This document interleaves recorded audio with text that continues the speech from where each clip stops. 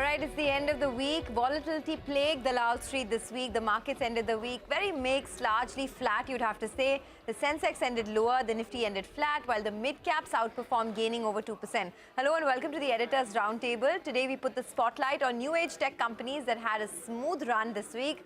Pharma companies and the third quarter performance. We also take stock of the FII flows into Dalal Street. Today, I have editors with me, Ekta, Nigel and Nimesh. Guys, it was really quiet, this week. Not too much happened, but still felt like a tiring week. Understatement, I believe. Bank Nifty is up just 5 points or 10 points. Yeah. It's crazy, just 10 points moving the whole week. You can't be as flat as what it can be. It was very, very tough. Better. The mid-caps did better. There was more, and unless you're, looking at specific stocks and corporate groups. I think this time it's the post-budget lull. Yeah. It's the post-earning season lull. Everyone's just taking a break, right? I thought everyone, last week when we were on the Editors Roundtable, everyone said it's a tiring week and we're going to relax. But I think this week was even more tiring. Yeah, absolutely fagged out. Looking forward to the weekend. It's called age, Nigel. It's called age. That's what I didn't want to get there. It's also the end of earnings season. I can't even count the number of companies coming out in the next couple of days. So you know what? A lot of things happened this week, right? So for one, of course, we consolidated in a very tight range. So by the end of the week, the Nifty was down just 0.3%, as Nimesh was also pointing out. But there is a 100-day moving average at which there's a bit of resistance for the index. So the 17,943 level is a bit of a hurdle for the index on the upside. And there's no real trigger which can take the market either way. At least that's the sense that you're getting. One thing is for sure that the market was ready to punish a lot of weak earnings this week. So whether it's Tata Steel, which was down 10% this week, Bharti Airtel, Divi's Laboratories were all the big losers of the week.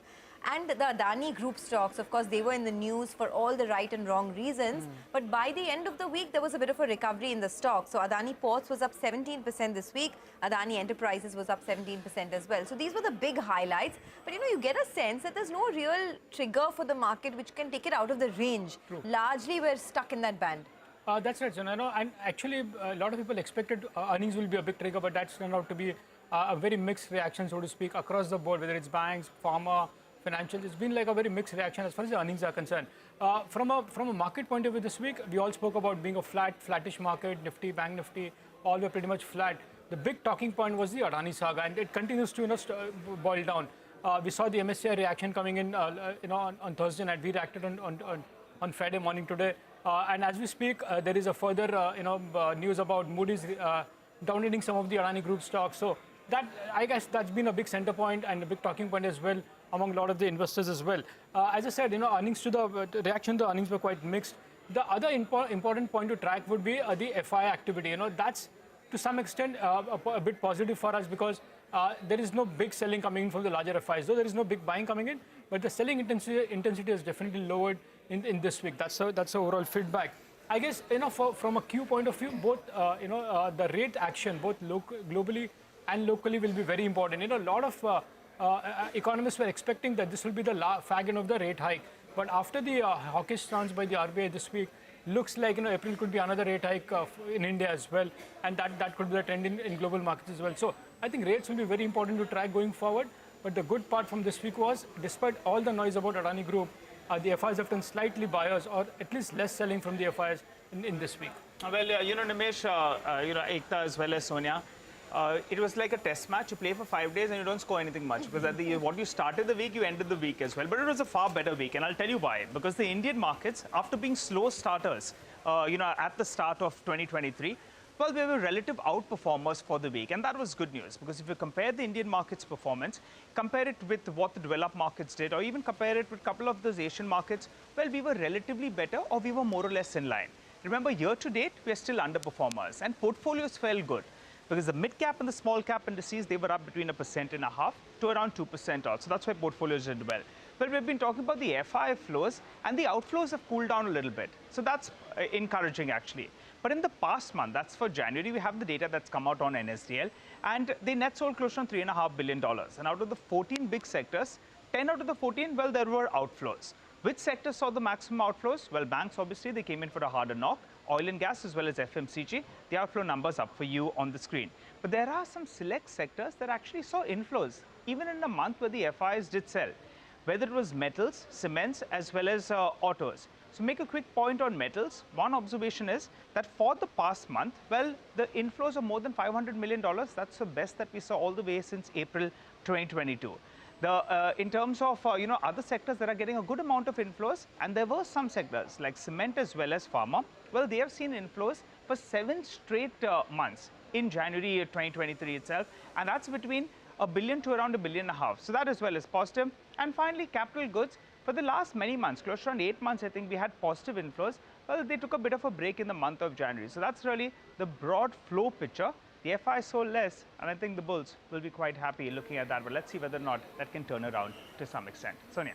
All right, thanks a lot for that. So let's see what happens in the week to come, whether the bulls continue their love affair with the market or not. It is incidentally Valentine's Day next week as well, right, on 14th. So whether the bulls have their love affair with the market, only time will tell, I guess. And not to mention that on the 14th of Feb, we have the US Jan CPI data, which is out. CPI data.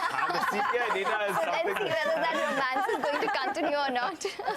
I'm all talking about romance, and then Ekta is like hit it out of the park with the macro data. Okay, guys, let me also tell you about what the market had a love affair with this week, right? It was a new age tech companies. So all of them came back in a big way.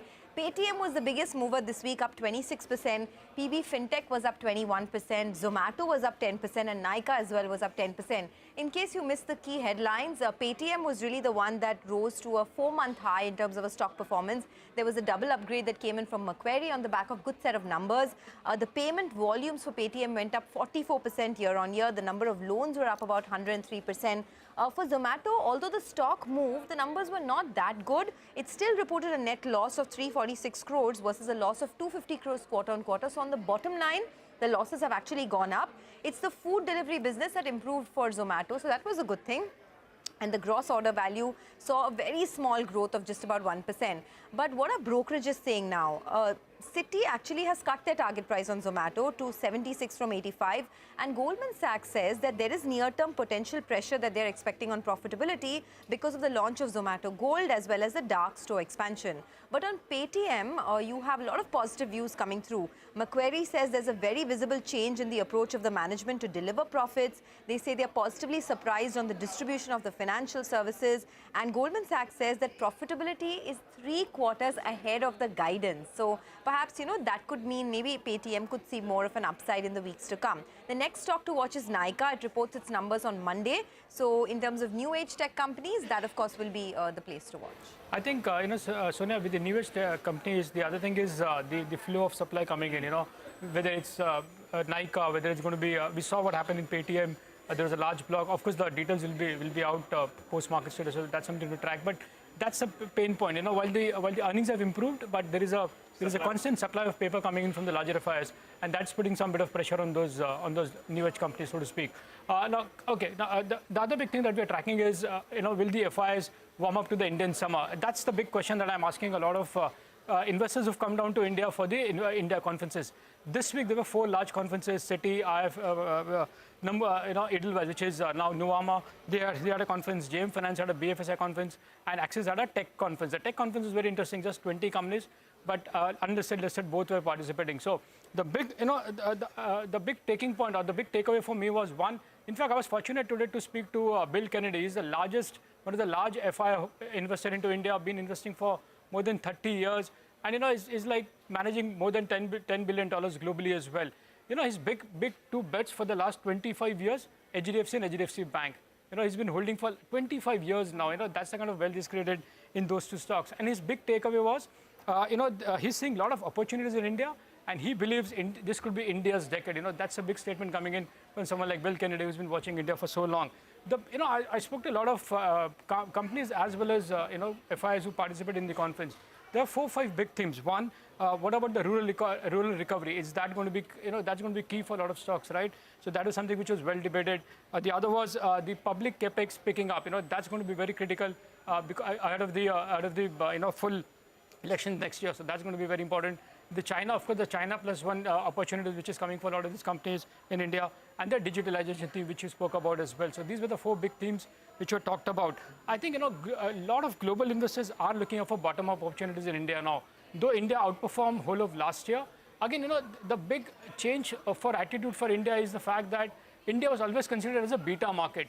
I think that's for the first time after a big outperformance last year, that image has changed for India. Now investors are looking at whether India can be an alpha market. Irrespective of what happens in global markets, can India continue to outperform? So that's been a big change in the attitude as well from the larger FIs. So that was a big talking point as well that I picked up from the investors who came to India for the first time. And of course, we all hear what Bill Kennedy has to say, but the big talking point, big key takeaway from him was, will this be in India's decade? And he believes this could be India's big decade. I think, and Bill ke muh mein wo ghee shakar. We keep our SIPs going and participate in this big rally. It's going to be the decade for India then. Absolutely. Fabulous. Everyone be like Bill. 20 years back, he invested in HDFC and HDFC Bank and stayed put. Stay put. I think that's a big message. Stay put. Absolutely. Well, I think it's time for the doctor's check, right? A lot of pharma companies came out, Ekta. You've had a very, very busy week.